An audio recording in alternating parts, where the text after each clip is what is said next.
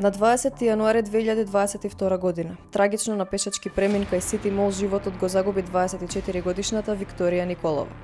Првостепената пресуда за возачот Јордан Георгиев изнесуваше 3 години затворска казна. Апелациониот суд одлучи да ја преиначи пресудата и да ја зголеми казната затвор на 4 години. Според пресудата, обвинетиот се движел со брзина над дозволената. Судот при изрекување на пресудата посочи дека се ценети и олеснителните околности, тоа дека возачот има само 23 години, дека се кае за делото и дека досега не било судуван. Семејството организираше и протести пред кривичниот суд во Скопје.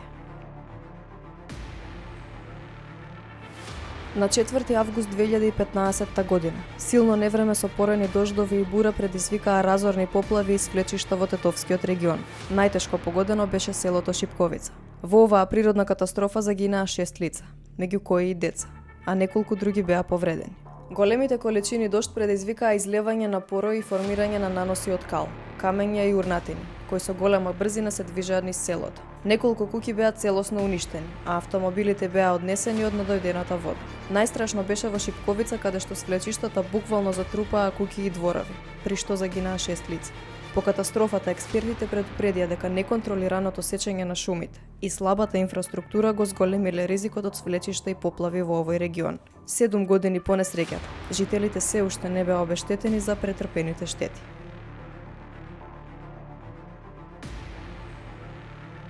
Вечерта на денот на независноста на Македонија, на 8 септември 2021 година, избувна пожар во модуларната болница за ковид пациенти во Тетово. Во пожарот загинаа 14 лица, од кои 12 пациенти и 2 роднини на пациентите.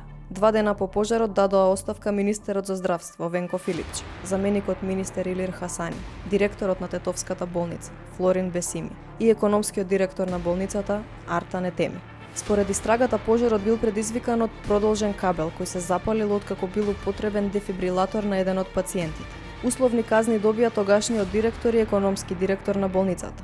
Од обвинение беше ослободен докторот Бобан Вучевски. Болницата немала противпожарна опрема. Во образложението на пресудата стои дека не биле поставени пропишани уреди за заштита од пожар, со што предизвикале опасност за животот и телото на луѓето и ковид пациентите. Иако должност било да имаат противпожарна опрема, на денот на пуштање на употреба на модуларната болница, па се до настанување на пожарот, немале соодветни уреди за заштита од пожар. Никој не одговори дали имало грешка кај компанијата што ја градеше модуларната болница, а е во сопственост на поранешниот вице-премиер Кочо Ангјушев, или пак во Министерството за здравство каде се направени спецификациите.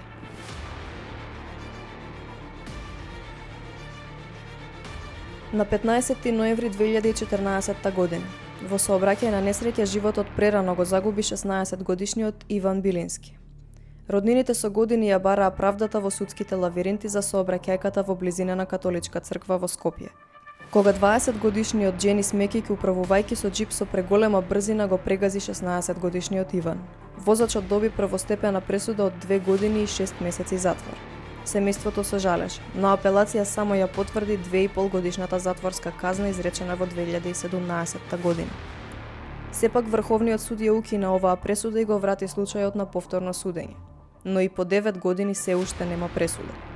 Во 2021 година, Врховниот суд и МВР се произнесоа дека обвинетиот е надвор од државата, најверојатно во Австрија.